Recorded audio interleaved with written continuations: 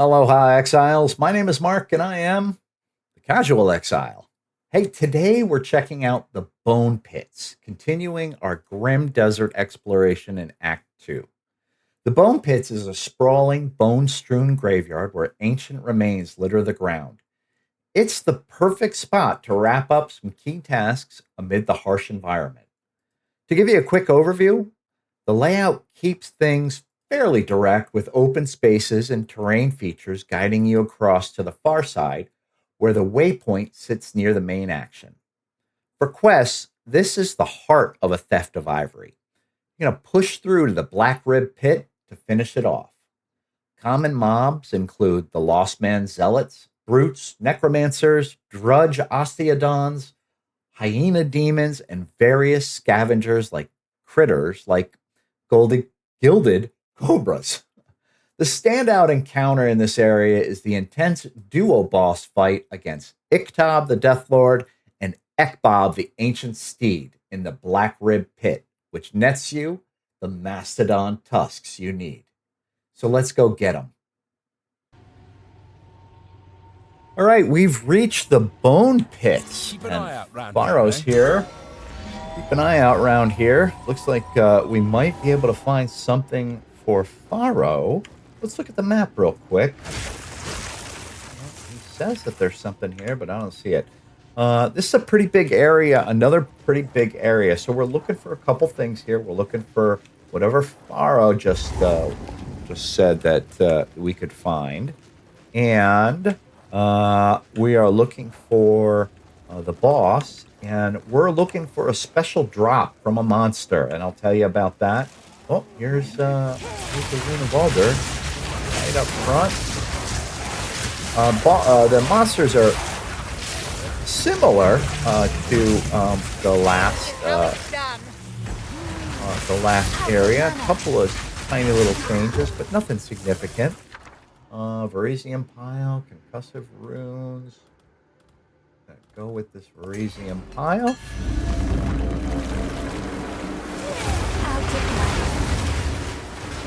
Out of mana.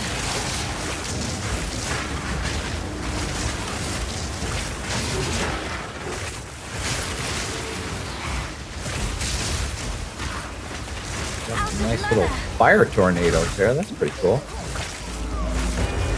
And so a Lazuli ring gives you maximum mana. So that can be useful if you have a mana deficiency. I quite honestly would prefer a ring that had mana regeneration on it. But if you are low on mana, then a Lazuli ring is not a bad thing to have.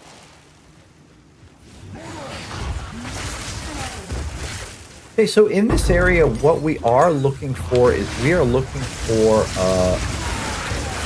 those hyena guys in an earlier area at the beginning of Act 2. What we are looking for is we're looking for those hyena guys again because they're gonna drop something special. Let's see, maybe this Tough Slash will drop that. I need more mana.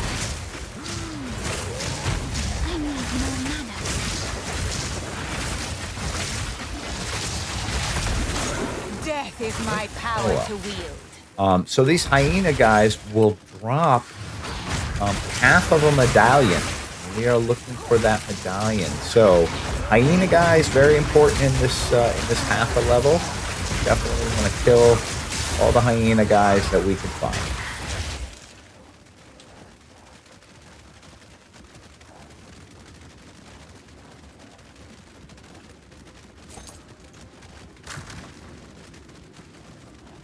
The second thing that we're looking for is the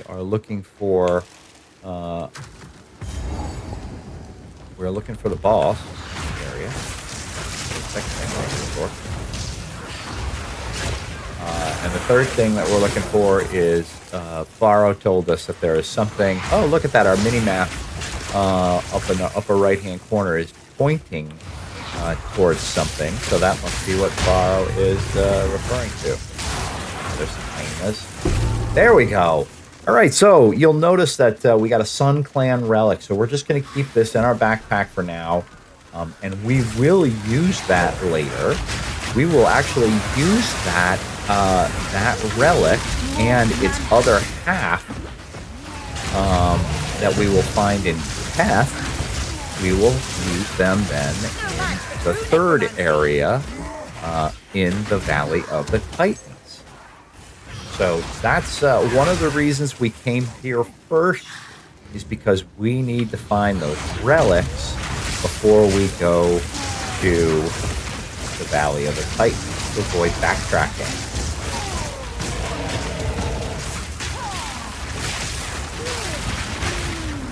Out of mana. Death is my power to wield.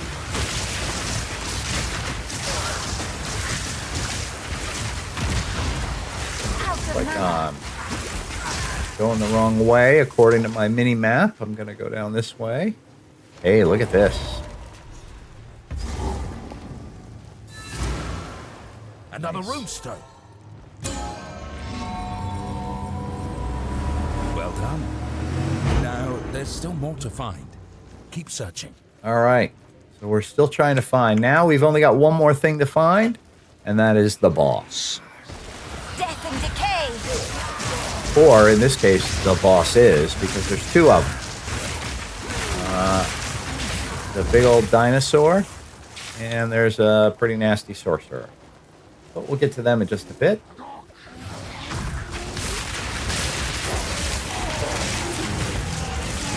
If you didn't find your Sun Clan Relic yet, just keep searching for Hyena packs, and eventually it will drop.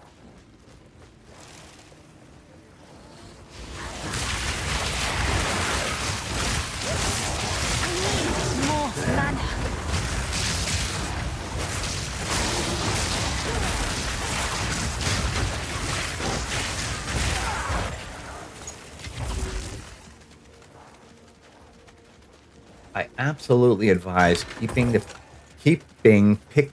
up your orbs of augmentation and orbs of transmutation. Even though they don't seem as useful to you right now, I can tell you that once we get into crafting a little bit, they will become absolutely beneficial to you.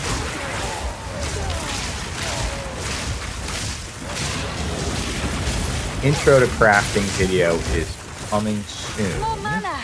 Probably within the next couple of videos.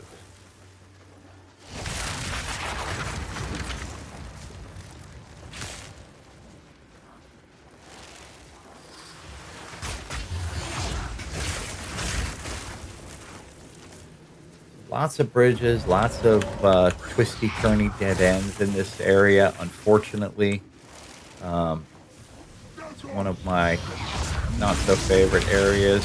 Coupled with these guys that charge at you, you know, if you're in a tight area, yeah, not very fun. Ah, we've reached the checkpoint. Okay, so we are at the boss checkpoint, so let's go over a little bit about the boss. Okay, so Iktab and Ekbab are a duo boss in the Bone Pits. They're found in the Blackrib Pit for A Theft of Ivory quest. Iktab is the caster and Ekbab is the Mastodon. It's a really small arena, and killing one of them empowers the other significantly. So your aim here is going to be to damage them evenly, or prioritize Iktab first for an easier empowered Ekbab phase. The reward at the end of this is the Mastodon Tusks. So to do this, we're going to kite Ekbab around the edges while focusing your damage on Iktab. You're going to keep moving constantly to avoid Ekbab's charges and Iktab's spells. There aren't any ads, but you're going to want to save your flask charges as much as you can and use the arena space to create distance. If possible, you're going to finish them close together to minimize the empowered phase of the one that is left alive. Ekbab has charges and slams, right? He's a dinosaur dude, right? He's going to rear up for his melee slam. So you're obviously not going to want to be under his footsteps when he thuds down. Iktab has a whole bunch of spells, right? He's got a lightning spell. He's got comets. He's got this orb that occurs in the middle. That central rotating orb is probably the most annoying of this fight, right? It shoots projectiles, and so it's kind of difficult to dodge them all. So have your life flask available at that. When you will notice lightning on the ground for one of his other telegraphs, right? It's easy to visually see, and you just don't want to be in the circles where those lightning storms are. For the empowered phase, the surviving boss glows and intensifies, right? The attacks become denser and faster, like more projectiles, bigger AoEs, so you really have to focus more defensively at that point. So with that, let's get into the boss. My goal is going to be to try to get them down at the same time, but if I don't, you'll see what happens when one of them gets more powerful than the other. All right, here we go. These guys will all disappear. Oh my, what a gorgeous rite. I'm ready. All right, so there they are. You see Iktab right there. Putrefy. And there's the storm, or the orb. So really just try to... Out of mana. It pulses pretty easily, right? So you can generally see... All right, there's those lightning things on the ground. Definitely avoid those. And more on the ground.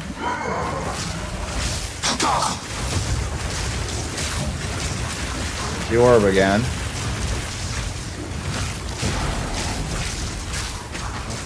Tab is. He's going down a little bit. There we go. I want to try to get him to about the same as Iktab.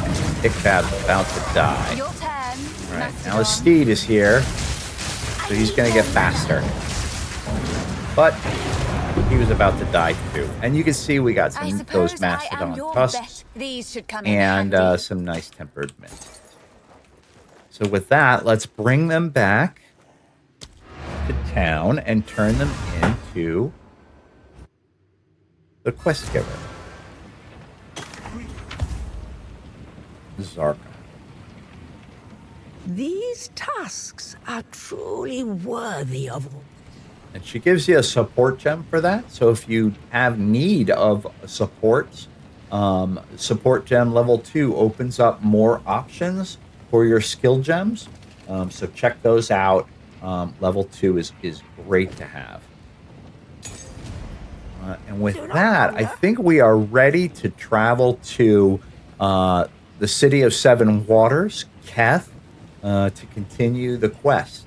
But for now, I am going to sign off, and I will talk to you on the next video. Until then, stay casual, Exiles.